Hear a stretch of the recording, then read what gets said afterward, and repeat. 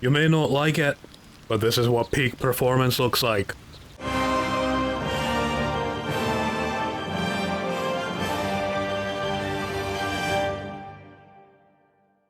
It's quite a sight. What? The stars, I mean. I could take or leave your chin. You're damn right. Am I disturbing you, elf? No. Just thinking. Reflecting on what tomorrow might bring. When we find the druid, will he know how to bring the worm under control? Will this little adventure of ours be over? What? You gonna miss me? Why not?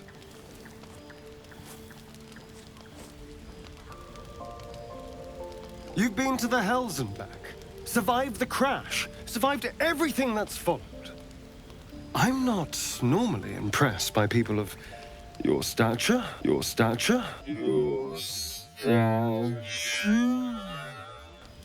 But you're stronger than I gave you credit for. What?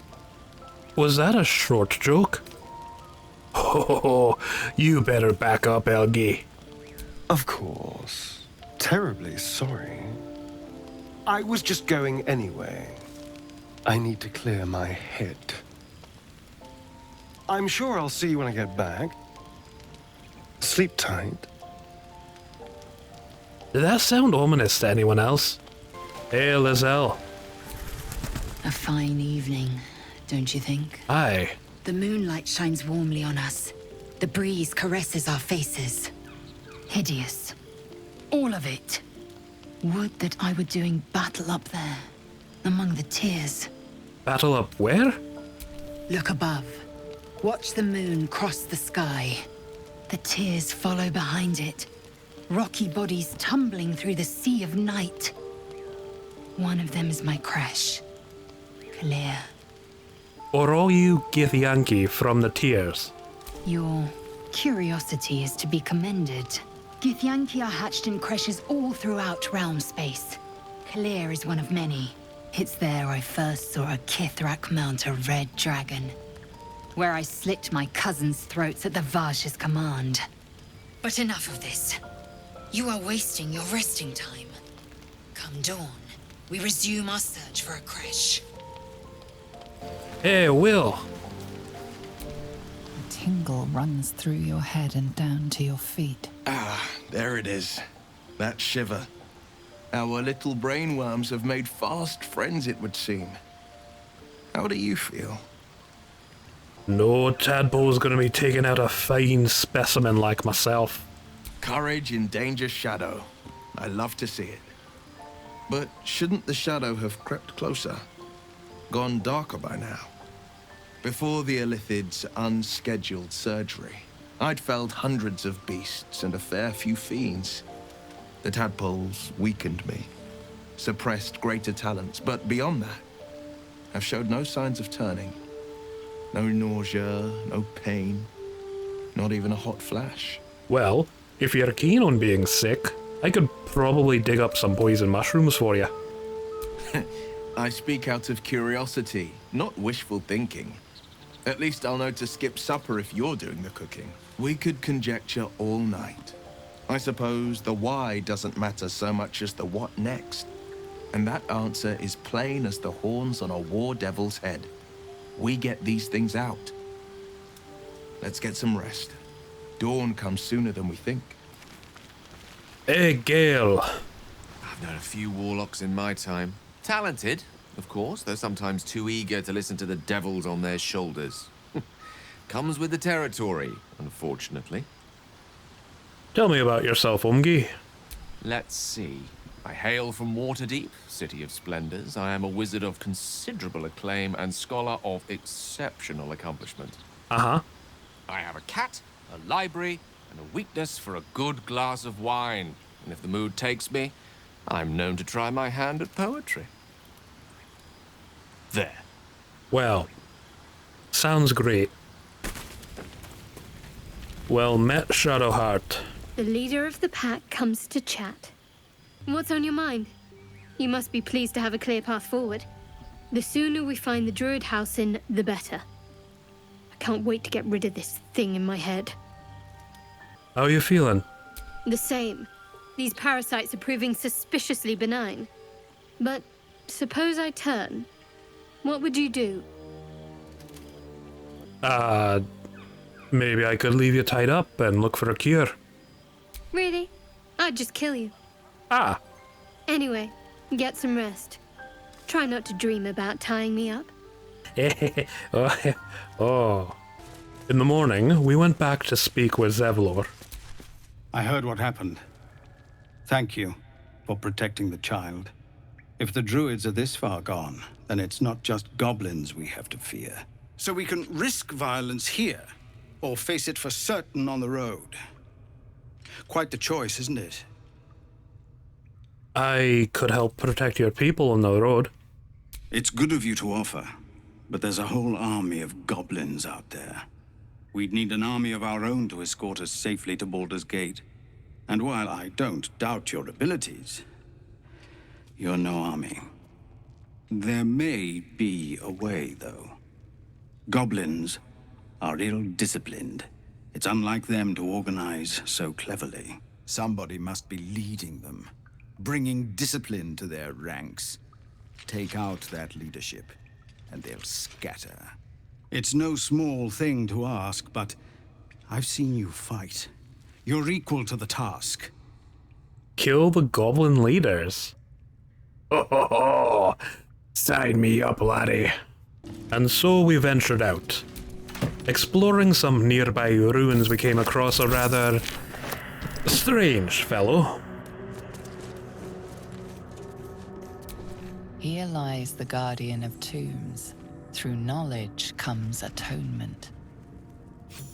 You know, this reminds me of that time with Cousin Ockery. Wow!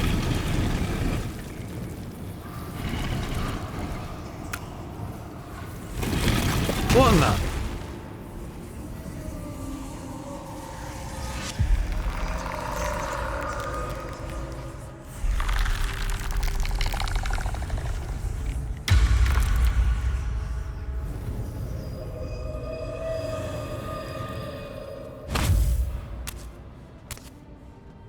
So he has spoken, and so thou standest before me. Right, as always. What a curious way to awaken. Now, I have a question for thee. What is the worth of a single mortal's life? A friendly undead? Why aren't you attacking me? Because that would be senseless. Wilt thou answer my question? Fine. Ask away. So, I ask again, what is the worth of a single mortal life? That depends on the person's deeds. I am sure thou believest as such. Aye. Very well. I am satisfied. We have met, and I know thy face. We will see each other again at the proper time and place. Farewell. Okie dokie. Guys, let's get out of here. Out of the depths, we explored the nearby cliffs. You know, Dory, this reminds me of that time with Cousin Ockery, and... Hold on. Anyone smell rotten eggs? My, what manner of place is this? A path to redemption? Or a road to damnation? Hard to say, for your journey is just beginning. That right. What would suit the occasion? The words to a lullaby, perhaps. The mouse smiled brightly. It outfoxed the cat. Then down came the claw. And that, love, was that. They do know how to write them in Cormyr, don't they? Well met, I am Raphael. Very much at your service. You got some fancy words there. If you're gonna threaten me, come out with it. Why, I never. You're paranoid, aren't you? Must be the surroundings. Rather bleak and lonesome. One feels so exposed. This quaint little scene is decidedly too middle of nowhere for my tastes. Come. What in the name of Grimnir? There, middle of somewhere. Take me back now. And deny you the honor of my hospitality? This is the House of Hope, where the tired come to rest and the famished come to feed lavishly. Go on, partake, enjoy your supper. After all, it might just be your last. Oh, I'm getting mighty tired of your games, Umgi. Fair enough. Grongny's beard!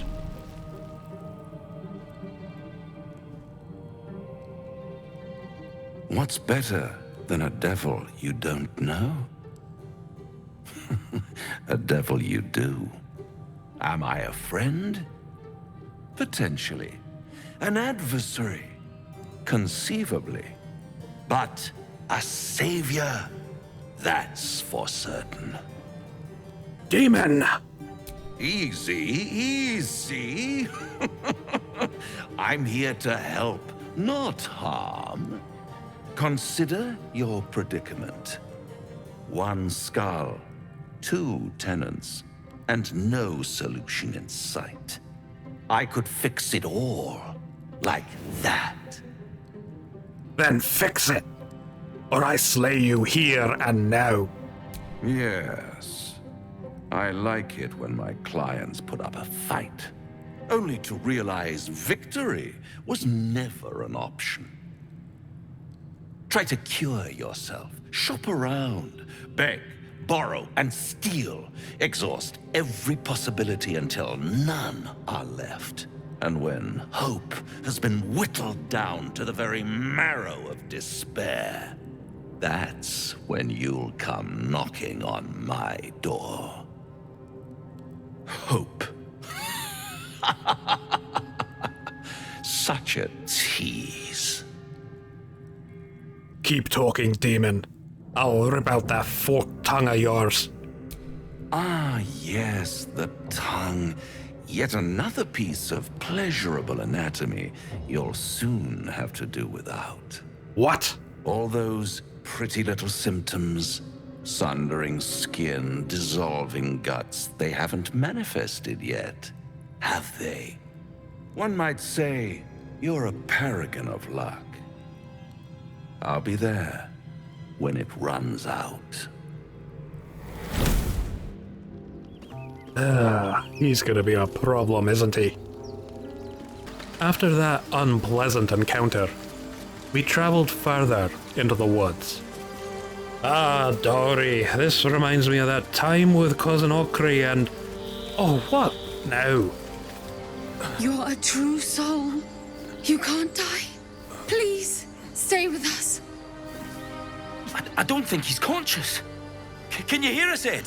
What's going on here? You, not a step closer. A strange symbol glows marked on their flesh, and something within you stirs in response. Those wounds look bad. I may be able to help.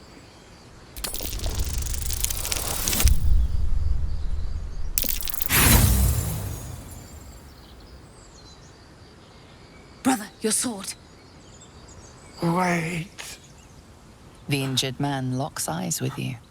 A familiar squirming churns in your head. Useless. Your minds intertwine. You see his siblings, Andric and Brenna, new recruits. Yours to shepherd.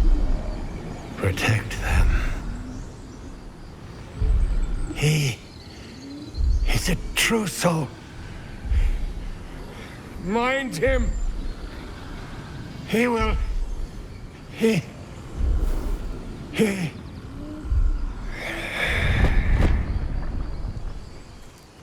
Edwin! Ed! Please! He's with the Absolute now. You're a true soul. Edwin, our brother, he was chosen. Like you. Do you have orders for us? We were reporting to Edwin. What are you talking about? True soul? What?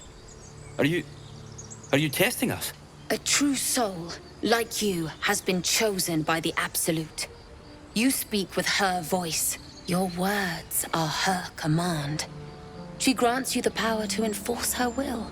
And when the time comes, the true souls, you, will rule. Uh-huh. Please. Any supposed new god would have an uphill battle. What are you two doing out here? We were looking for fugitives. Survivors from that ship that crashed farther west of here.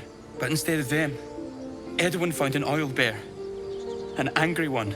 We managed to drag him away, but the beast's claws had already done their work. I told Edwin not to look in that cave. It was filthy with oil bear tracks. Tell me more about these fugitives. We don't know what they look like, but anyone who survived that crash is bound to be injured. That's enough to get us started. The Absolute wants them found.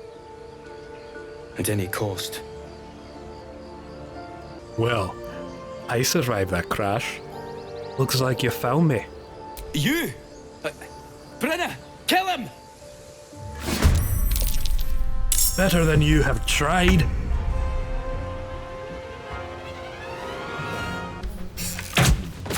Nicely done, Elf. You've made a grave mistake. Take that.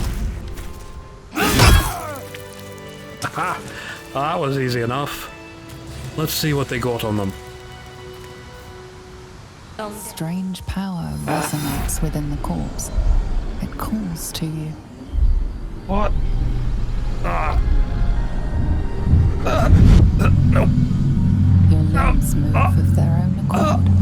There's something of value, something your mind craves. Why let its host's memories go to waste?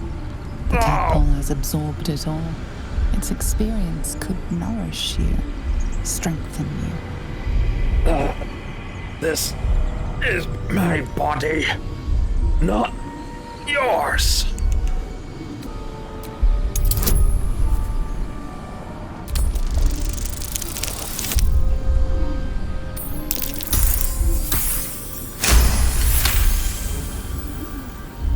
Your muscles loosen. The tadpole breaks free of its deceased host. Your mind is your own again. For now. What was that?